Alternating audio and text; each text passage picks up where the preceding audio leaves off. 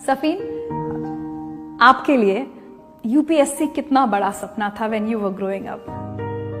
जब primary school में था तभी देखा था कि एक आईएएस क्या होता है, उसका रुतबा क्या होता है, वो क्या कर सकता है।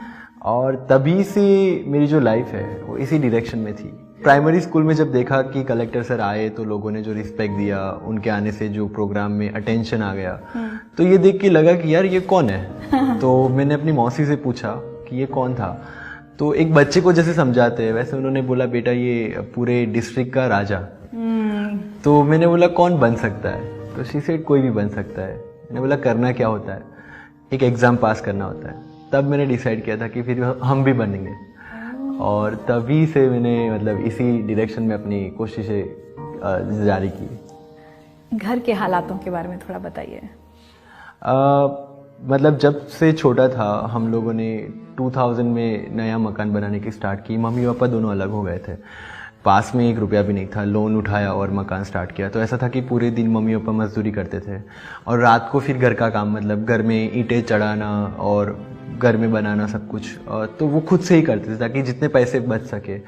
तो घर तो जैसे जैसे बन गया, लेकिन वो जो लोन का कर्ज था वो कहीं ना कहीं हर रोज़ हॉन्ट करता था।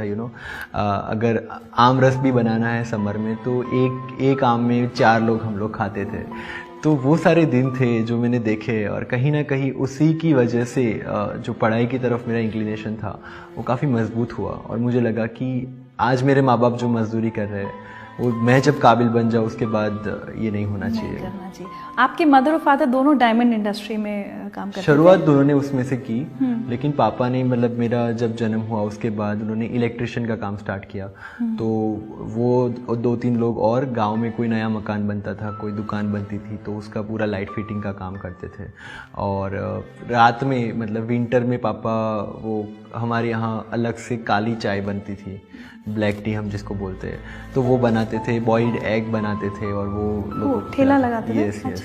तो मुझे याद है like I also used to help him a lot in that case.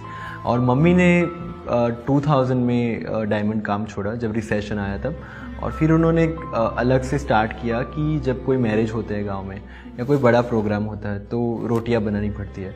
तो वो क्या करते थे कि बड़ा कॉन्ट्रैक्ट लेते थे 10 किलो 15 किलो, और फिर उसकी रोटियां बनाते थे। तो ऑलमोस्ट 3 घंटे 4 घंटे 5 घंटे she used to make chapatis, और इसी तरह उन्होंने काम स्टार्ट किया। कोई खास इंसिडेंट ऑफ स्ट्रगल जो कहते हैं ना कि कई बार बहुत मोटिवेट भी करता है, लेकिन जब हम पीछे मुड़कर देखते हैं तो थोड़ा सा दुख भी देता है, कोई ऐसी यादें जो आज आप शेयर करना चाहें? Teacher, to be very frank, मुझे लाइफ से कभी कोई कंप्लेंट नहीं रही है। जो भी इंसिडेंट्स मेरे साथ हुए हैं, मुझे याद है जब मेरे दोस्त कुछ अच्छा लेके आते थे, कुछ बड़ी चीज़ें करते थे, सबके पास साइकिल थी, तो कभी कभी लगता था यार मेरे पास भी होना चाहिए, लेकिन सिचुएशन को समझना तभी से आ गया था। तो कभी कंप्लेनिंग मोड रहा ही नहीं कि मुझे भी ये चाहिए, मुझे भी ये चाहिए। मुझे याद है मेरी पहली साइकिल भी जब मैं 9th में फर्स्ट आया था तब पापा लेके आया था। जब मैं 5th स्टैंडर्ड में था तभी से मेरे दोस्त साइकिल यूज़ करते थे। तो ये सारी चीज़ें थी, लेकिन मुझे लगता है कि शायद अगर ये सिचुएशन नहीं रही होती मेरी लाइफ में तो मेरा जो ये मोटिवेशन था यूपीएससी का वो भी इतना स्ट्रांग नहीं रहा होता। तो जो भी होता है अच्छे के लिए होता है, मैं इसमें स्ट्रांगली बिलीव करता हूँ। पढ़ाई की अगर बात करें तो कैसे स्टूडेंट थे आप, किन स्कूल्स में पढ़े, थोड़ा बताइए। जो टिपिकल पढ़ाकू स्टूडेंट्स बोलते हैं ऐसा था मैं डेफिनेटली, लेकिन साथ में को करिकुलर एक्टिविटीज़ में भी उतना ही आगे था। मेरी स्कूलिंग जो हुई है वो गांव में ही हुई है, प्राइमरी स्कूल में, गवर्नमेंट स्कूल में with Gujarati medium. Yes, secondary school भी मैंने गांव से ही ख़त्म किया। जब 11th-12th की बारी आई, लाइक 9th-10th में मेरे 92% थे, तो साइंस लेना था, लेकिन प्राइवेट स्कूल्स की फ़ीस काफ़ी ज़्यादा थी। तो तभी एक प्राइवेट स्कूल खुल रहा था, उसी साल चालू हुआ था। तो वो टीचर्स मेरे स्कूल से ही गए हुए थे, तो उनको मेरा पोटेंशियल पता था। तो उन्होंने बोला कि तुम आ जाओ, हम तुमसे कोई फ़ीस चार्ज नहीं करेंगे। तो जब 85,000 फीस थी तो मैं 5,000 में मैंने 11th-12th किया। और मुझे पता है कि वो करने के लिए मुझे पालनपुर जाना पड़ता था, पास वाले शहर में। तो उसका जो रेंट था, बस का आने जाने का भाड़ा, वो निकालने के लिए मम्मी आंगनवाड़ी में जाती थी और वहाँ जाके नाश्ता बनाना और वो सब करती थी, एक्स्ट्रा काम करना। यस, ताकि मेरा आने जाने का खर्चा निकल जाए। कभी इन चीज़ों को लेकर दुख भी होता था कि ऐसा क्यों हो रहा है मेरे साथ? नहीं, टू बी वेरी फ्रैंक, मेरा ये एटीट्यूड रहा ही नहीं कभी कंप्लेन करने का या दुख करने का। मुझे लगता था, मैं ऑलवेज ये चीज़ बिलीव करता हूँ कि जो भी होता है उसके पीछे कोई बड़ा रीज़न होता है जो शायद हम समझ नहीं पाते, लेकिन जो भी होता है वो अच्छे के लिए होता है। यस। जब पढ़ाई कर रहे थे और शुरू से आपने कहा गुजराती मीडियम से पढ़े या सरकारी स्कूल का बच्चा, वो जब अचानक एक प्राइवेट स्कूल में जाता है तब भी बहुत सारे चेंजेस होते हैं, स्ट्रगल होता है एक तरह से, वो था आपके साथ? स्ट्रगल मेरा प्राइवेट स्कूल से ज़्यादा जब मैं कॉलेज में आया तब हुआ। क्योंकि मेरा NIT था कॉलेज, नेशनल कॉलेज था, और मेरे साथ जो मेरे क्लासमेट्स थे वो सारे CBSE वाले, ICSE वाले, इंग्लिश मीडियम वाले स्टूडेंट्स थे, पब्लिक स्कूल्स के। यस। एंड हम लोग बहुत ही फ्यू स्टूडेंट्स थे जो गुजरात बोर्ड गुजराती मीडियम से थे। तो पहली बार मैकडी क्या होता है ये सुना, बर्गर क्या होता है ये सुना। तो और जब मैं इंग्लिश बोलने का ट्राई करता था तो वो मदर टंग इन्फ्लुएंस की वजह से, जैसे गुजरातियों की इंग्लिश की काफ़ी मजाक उड़ाई जाती है, तो I was also victim of that. तो एक स्ट्रगल था शुरुआत में, लेकिन एक लर्निंग एटीट्यूड ने काफ़ी हेल्प किया कि अगर लोग मजाक उड़ाते हैं तो उनसे सीखो, उसको इम्प्रूव करो और आगे बढ़ो। और तभी शायद मैंने UPSC का इंटरव्यू इंग्लिश में दिया, और yes, I could score very well in that. तो ये बताइए, जब जैसे इतना संघर्ष हो रहा था, कई बार परिवार का एक दबाव ये भी होता है कि बेटा जल्दी काम पर लग जाए, उनको ग्रेजुएशन कर ले, या उससे पहले भी बच्चे काम करने लगते हैं, कभी ऐसा कोई दबाव माता पिता की तरफ से रहा? नहीं था, लेकिन मुझे चीज़ें समझ में आने लगी थी कि हाँ मुझे करना चाहिए। तो जब मैं कॉलेज में था तो हमारा NIT में 2.5 महीने का वैकेशन होता था। तो उस वैकेशन में मैं क्लासेस चलाता था गांव में, और उसकी जो इनकम होती थी उससे मैं अपना खर्चा निकाल लेता था, अपने हॉस्टल का खर्चा निकाला है मैंने। तो उस तरह से एक सेल्फ डिपेंडेंसी तभी से, मतलब कॉलेज के फर्स्ट ईयर से ही मैंने अपने आप में लानी शुरू की थी। तो एक चीज़ है कि तब से मेरे पापा को मेरा खर्चा जो है वो हाफ हो गया था डेफिनेटली। और जब दिल्ली जाके पढ़ने की बात आई UPSC की, तो गांव से ही सपोर्ट मिल गया। तो तब से तो पापा को 1 रुपया भी खर्च नहीं करना पड़ा। गांव से कैसे? मेरे गांव के हैं मिस्टर हुसैन भाई पोलरा और जरीना बेन पोलरा। तो हम सोशल वर्क में साथ में थे। तो उनको मेरा पोटेंशियल लगा, तो उनको लगा कि नहीं ये कर सकता है। तो जब मैंने बात की कि मुझे दिल्ली जाके पढ़ना है, कैसे करूँगा क्या करूँगा, हैड नो आइडिया। लेकिन तब उन्होंने बोला कि ठीक है तुम जाके पढ़ो। तो मेरा दिल्ली का आने जाने का, रहने का, खाने का, पढ़ाई का सारा खर्चा उन्होंने दिया। और द इंटरेस्टिंग थिंग इज कि हमारा कोई ब्लड रिलेशन नहीं है। Oh my God, how sweet is that. क्यों, मतलब बस ऐसे ही कि उन्हें लगा कि आप कर सकते हैं? यस यस, लाइक मैं जब सोशल वर्क में था, लाइक मेरा खुद का NGO था मेरे फ्रेंड्स के साथ। तो हम लोग हमारे वैकेशन के टाइम पे स्लम में जाके बच्चों को पढ़ाना, उनको उनके प्रॉब्लम सॉल्व करना, गांव में भी कल्चरल एक्टिविटीज़ ऑर्गेनाइज करना, ये सब मैं करता रहता था। तो तब उनको लगा कि नहीं ही कैन डू इट, और तभी शायद ये उनका इन्वेस्टमेंट था जो आज 55 हो गया। मैं आपको एक मैसेज सुनवाना चाहती हूँ।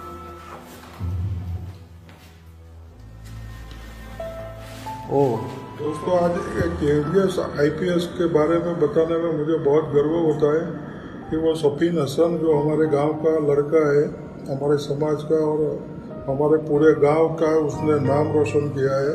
हम सब लोगों की दुआएं सब भी शामिल है, और इतना कॉन्फिडेंट लड़का मैंने आज तक नहीं देखा है। पूरी उसकी ये IAS की सफ़र में मैं उसके साथ जुड़ा हूँ, मैं और मेरी वाइफ दोनों जुड़े हुए हैं उसके साथ। लेकिन उसका जो मन में ठान लेता है कि मुझे ये करना है तो वो कर ही लेता है। सफीन एक सामान्य परिवार का लड़का है। पिछले 6-7 साल से हम करीब से इसके संपर्क में है।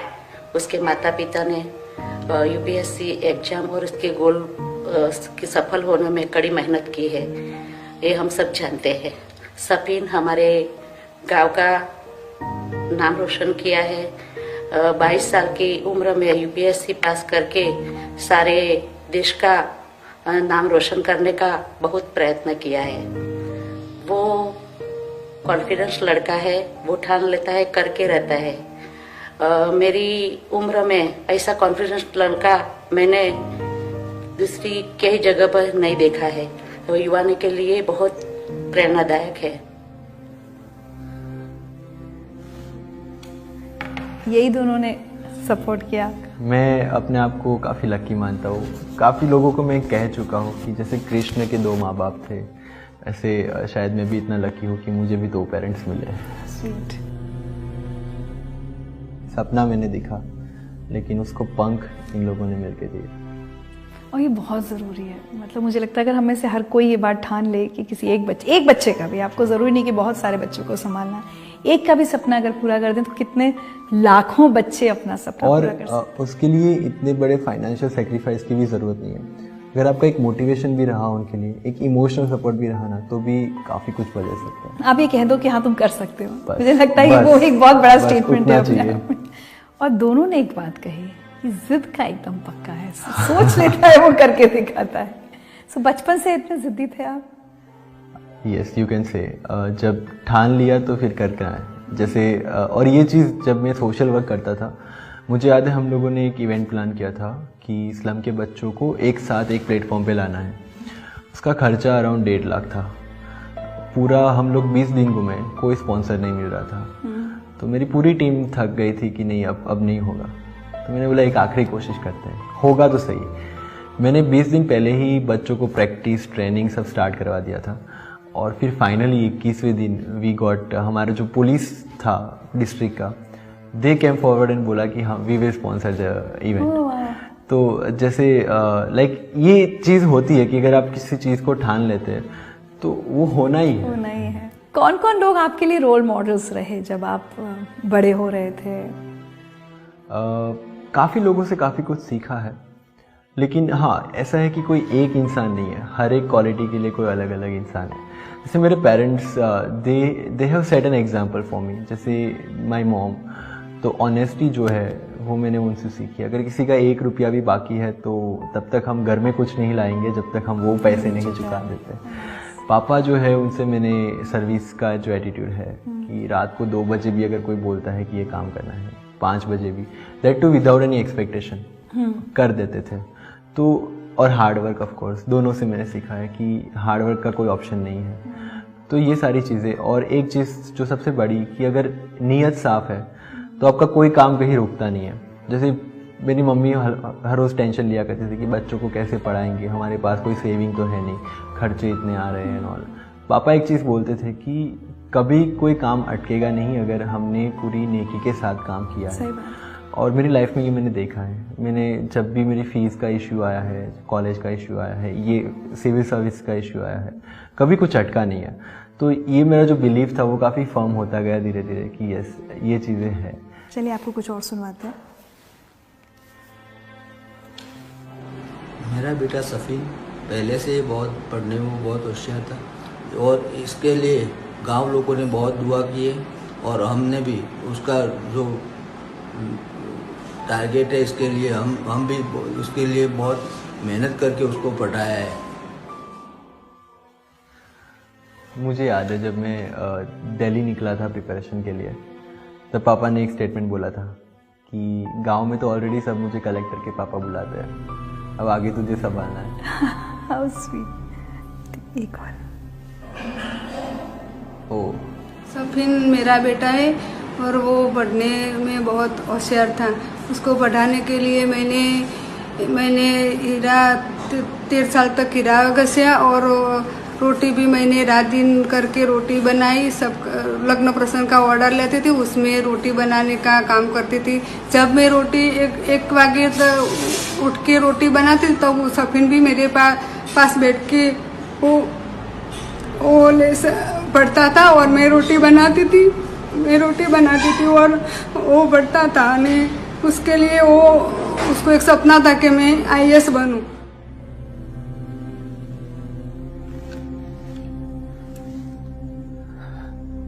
I have no words। So sweet। माँ का आशीर्वाद होता है, शायद दुआएं होती हैं बहुत। बट आप इनके साथ बैठकर कभी लगता था कि मतलब मैं काम में मदद करूं, हाथ बटाऊं, क्या लगता था? बहुत। जब मम्मी पूरे दिन डायमंड के कारखाने में रहती थी तो शाम को जब आते थे थक के, तो सब्जियां ठीक करने में या फिर घर की साफ़ सफाई करने में वो मैंने लाइक काम किया है। क्योंकि हम 2 भाई थे तो और मैं बड़ा था तो करना पड़ता था। मैंने छोटा भाई जब था तो उसको भी बड़ा करने में लाइक आई हेल्प क्योंकि ये जिम्मेदारी थी कि जब वो अपना रोल कर रहे थे, फाइनेंशियली हेल्प कर रहे थे, तो घर के काम में मदद करना कोई बड़ी बात नहीं है। सफीन, मैं जितने भी लोगों से मिलती हूँ जो बहुत विपरीत परिस्थितियों के बावजूद ज़िंदगी में कुछ अचीव करते हैं, there is a lot of positivity about them. वो मतलब ऐसा लगता है कि मुश्किलों पर ध्यान नहीं देते और आगे बढ़ते हैं। लेकिन फिर भी देयर आर मोमेंट्स जब आप बहुत कमज़ोर महसूस करते हैं खुद को या लो फील करते हैं। आपकी ज़िंदगी में ऐसा मौका कब आया? सही बताऊँ तो मुझे नहीं याद। हाँ, क्योंकि ऐसा कभी मेरा एटीट्यूड ही नहीं रहा इन चीज़ों पे फोकस करने का। हाँ, कभी कभी थोड़ा हेल्पलेस फील हो जाता था जब ये टेंशन आता था कि पढ़ाई का खर्चा आएगा कहाँ से, क्योंकि नेशनल कॉलेज था तो उसकी फ़ीस भी काफ़ी ज़्यादा थी, 45,000 थी, और हॉस्टल का खर्चा भी था।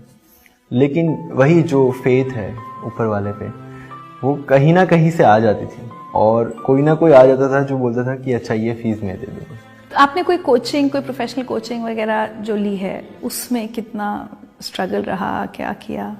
स्ट्रगल ये था मेरे लिए कि गुजराती मीडियम से पढ़ा था, तो कोचिंग मेरा इंग्लिश मीडियम था। तो शुरुआत में 3-4 महीने लगे मुझे गुजराती से इंग्लिश में स्विच होने में। साथ में ही जो स्टूडेंट्स मेरे साथ थे वो काफ़ी बड़ी बड़ी यूनिवर्सिटीज़ से ह्यूमैनिटीज़ की डिग्रीज़ के साथ आए थे, जो इसमें इंपॉर्टेंट सब्जेक्ट्स है, एंड मैं ठहरा टेक्निकल बैकग्राउंड वाला। तो वो सब्जेक्ट्स को समझने में भी इनिशियली थोड़ा प्रॉब्लम आया। लेकिन वही है, जब आपका लर्निंग एटीट्यूड होता है, आप अपनी मिस्टेक्स को एनालाइज करके उसको इम्प्रूव करते हैं, तो चीज़ें अपने आप ठीक होती रहती है। और मेरे साथ ऐसा हुआ कि लोग आते गए, कारवा बनता गया, like kind of thing, you know. जब भी मुझे ज़रूरत पड़ी, कोई ना कोई ऑफिसर या ऐसे मुझे हेल्प करने के लिए आए, तो उसी तरह से यू नो चीज़ें चलती रही। जैसे आप ही के शो में मैंने अंसार सर का इंटरव्यू देखा था, और जब देखा था तभी सोचा था कि एक दिन इस इंटरव्यू में जाना है। और फिर इंटरव्यू के टाइम अंसार सर ने मुझे हेल्प किया कि कैसे प्रिपेयर करना है, एंड चीज़ें होती है। क्या बात है। लेकिन इससे कई बार ये दबाव होता है कि भाई मेरे माता पिता नहीं, कोई और मेरा खर्चा उठा रहा है पढ़ाई का, व्हाट अगर मैं नहीं प्रूव कर पाया, नहीं क्लियर हुआ, ऐसी चीज़ों से कई बार यू नो रातों की नींद उड़ती है। एक्सपेक्टेशंस बहुत थे, क्योंकि मैं जब स्कूल में था तभी से मैंने डिक्लेयर किया था कि मुझे ऑफिसर बनना है। तो मेरे क्लासमेट्स, मेरे टीचर्स, मेरे कॉलेज में सबको पता था कि इसको यूपीएससी करना है, फैमिली में सबको बोल के रखा था। और तब जब फाइनेंशियल कंडीशन ठीक नहीं है और बड़ा बेटा होने की जिम्मेदारी के तहत मुझे जॉब करनी चाहिए, तब मैं इस एग्ज़ाम में आया। जिम्मेदारी उठानी थी, लेकिन 1 साल का मतलब चांस मिला। फाइनेंशियली किसी और पे डिपेंडेंट होते हैं, तो yes, that load was through out the preparation. लेकिन उसको मैंने पॉजिटिव तरीके से लिया कि यस, अगर इतने सारे लोग मेरे साथ जुड़े हुए हैं, इतने सारे लोगों के वाइफ्स मेरे साथ जुड़े हुए हैं, तो डेफिनेटली मैं कुछ करके दिखाऊंगा। पहले एग्जाम के लिए आप जा रहे थे और आपका एक्सीडेंट हो गया। मतलब इतनी तैयारी, इतनी एक्सपेक्टेशंस की हम बात कर रहे हैं, तो अचानक लगेगा ये क्या हुआ? वही एक्सपेक्टेशन जो आपने बोला ना, वही वहाँ पे काम आए। जब एक्सीडेंट हुआ, मैं गिर के पड़ा नीचे, लिगामेंट टूट गया, हाथ में चोट थी। आप स्कूटर पर थे? हाँ, मेरा स्कूटी स्लिप हो गया था, सिर से ब्लीडिंग हो रहा था। तभी जब मैंने उठा तो मैंने देखा कि मेरा राइट हैंड सेफ था, and then the next moment I decided कि मैं एग्ज़ाम देने जाऊँगा। तो हमारे यूपीएससी में क्या होता है कि लिखना बहुत होता है, तो पेन किलर साथ में रख के निकला था मैं कि एग्ज़ाम के बाद ले लूँगा ताकि दूसरा पेपर अच्छे से जाए। जैसे ही उठा, मैंने तुरंत वो पेन किलर ले लिया और सीधा मैं वही स्कूटी लेके चला गया कॉलेज। फ्रेंड को बोल दिया था कि मेरा एक्सीडेंट हुआ है, तो ब्रेक के टाइम पे फिर उन्होंने प्राइमरी ट्रीटमेंट करवाया, और बाकी के 5 पेपर भी मैंने उसी तरह दिए। उसके बाद मेरा 1.5 महीने का बेड रेस्ट था। लेकिन बिलीव मी, जब तक पेपर्स चल रहे थे तब तक कोई एहसास नहीं था कि कुछ हुआ है। तो कोई और होता तो शायद उस समय ये सोचता कि अस्पताल जाऊं, घर जाऊं। आपको थॉट नहीं आया? नहीं, क्योंकि 1.5 साल की प्रिपरेशन थी, 1 साल, पूरा साल बर्बाद हो जाता। और नेक्स्ट टाइम प्रीलिम्स क्लियर हो ना हो उसकी भी कोई सर्टेनिटी नहीं है। और एक था, जब से मैंने दिल्ली में कदम रखा था, एक एटीट्यूड था कि फर्स्ट अटेम्प्ट को ही फाइनल अटेम्प्ट बनाना है। तो वो सारी चीज़ें साथ में थी, तो ये कहीं पे आया नहीं बीच में। ये आपका मेंस का एग्जाम था? हाँ, मेरा मेंस का। My God. उसके बाद आप एडमिट रहे? मैंने बेड रेस्ट किया, मैं फिजियोथेरेपी से चलने लगा, सर्जरी पेंडिंग था। फिर इंटरव्यू के 1 महीने पहले वापस से मैं हॉस्पिटलाइज हुआ, क्योंकि मुझे पहले यूटीआई हो गया, उसके बाद मुझे टॉन्सिलाइटिस के 2 अटैक हो गए। तो मेरे WBC काउंट्स बढ़ के 30,000 हो गए थे। तो आईवी ट्रीटमेंट के अलावा कोई ऑप्शन नहीं था। तो मैं 1 महीना पूरा हॉस्पिटल में रहा, और मेरे यूपीएससी के इंटरव्यू के जस्ट 1 वीक पहले I got relieve from the hospital और 1 वीक में दिल्ली आया, मैंने प्रिपरेशन किया और मैंने इंटरव्यू दिया। अच्छा, इन इंसिडेंट्स पे भी ये नहीं लगता था, जैसे हम सब लोग कहते हैं वाई मी, मेरे साथ ऐसा क्यों हो रहा है, ऊपर वाला मुझे ही क्यों सारी सजाएं दे रहा है, ये नहीं हुआ सफीन? एक चीज़ मैंने पढ़ी थी जब मैं कॉलेज में था कि मुसीबतें उसी के कंधे पे आता है जो उसको उठाने के लिए सक्षम होता है। तो अगर मेरे साथ ये हो रहा था तो मुझे लगा कि कहीं ना कहीं उसका फोकस है मेरे पे और मेरा एटीट्यूड यही था कि एक एग्जाम यूपीएससी ले रहा है, दूसरा ऊपर वाला ले रहा है, दोनों में पार उतरना है, और वही था, होता गया। अच्छा, अगर सिलेक्ट नहीं होते इस साल तो क्या होता? फिर से प्रिपरेशन तो करता डेफिनेटली, लेकिन टू बी वेरी फ्रैंक ये जो दूसरा ऑप्शन है थ्रू आउट द प्रिपरेशन मेरे दिमाग में कभी आया ही नहीं। आई नेवर थॉट कि अगर नहीं हुआ तो, और वो जो पॉजिटिविटी थी that kept me going on, क्योंकि जब वो थॉट आता है ना कि अगर नहीं हुआ तो आपका जो पोटेंशियल होता है ना वो भी नीचे आ जाता है, आपकी जो पॉजिटिविटी होती है वो कम हो जाती है। तो वो चीज़ मेरे दिमाग में कभी आई नहीं और यही रीज़न था कि मैं चलता गया। आज अगर मैं पूछूं, काफ़ी यंग है आप, 22-23 साल की उम्र है आपकी, the most unforgettable moment of your life till now, तो कौन सा होगा? जब रिजल्ट आया और मैंने अपनी मम्मी को ये न्यूज़ सुनाया। मैं बाहर था जब मेरा रिजल्ट आया, मेरे फ्रेंड्स के साथ था और मैंने देखा 570 रैंक, एक्सपेक्टेड था कि IPS मिलेगा, और सीधा मैं घर पे गया। घर पे ऑलरेडी लोग बैठे थे, तो मैं मम्मी को मैंने आवाज़ लगाई, वो आई और मैंने उनको ज़ोर से हक करके बोला, मम्मी तेरा बेटा ऑफिसर बन गया। That was in Gujarati of course, and उस टाइम जो उनकी आंखों में आंसू थे और हम दोनों ने जो ज़ोर से एक दूसरे को हक किया, that was the most unforgettable moment in my life. I think कितने सालों की उनकी मेहनत, उनके सपने उस एक मोमेंट में उनको पूरे होते देखे। एक थोड़ा से अलग हटके सवाल आपसे पूछना चाहूँगी, जो कि मुझे लगता है शायद हर कोई आपसे पूछता होगा, खासकर 2002 के बाद। बीइंग अ मुस्लिम इन गुजरात, मतलब मुझे अच्छा नहीं लगता ये कभी ये टॉपिक लेकर आना, लेकिन आज के हालात की मजबूरी है। मुझे लगता है कि क्या आपको लगता है कि चीज़ें वाकई इतनी ख़राब हैं या नेताओं ने और मीडिया ने बना दी हैं? क्योंकि अब आप एक ब्यूरोक्रेट भी बनने वाले हैं, आपके ऊपर एक बहुत बड़ी जिम्मेदारी है। सी ऑन अ पर्सनल लेवल, आज तक की मेरी जर्नी में, गुजरात में रहा, गुजरात में बड़ा हुआ, मैंने कभी फील नहीं किया कि मेरे साथ कोई डिस्क्रिमिनेशन हुआ है, वो गवर्नमेंट हो या सोसाइटी हो। तो कहीं ना कहीं एक चीज़ है कि आप जैसे हो वैसे लोग आपको ट्रीट करते हैं, राइट?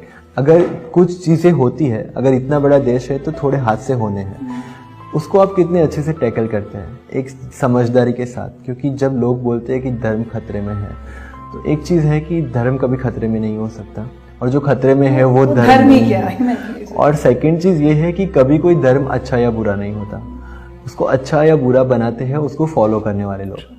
तो अगर ये समझदारी के साथ हम लोग जिए और इस समझदारी को आगे फैलाए, आगे लोगों को समझाए, तो ये प्रॉब्लम्स काफ़ी छोटे हैं, काफ़ी छोटे हैं। आगे और क्या क्या सपने सफीन जिंदगी में, नौकरी के अलावा?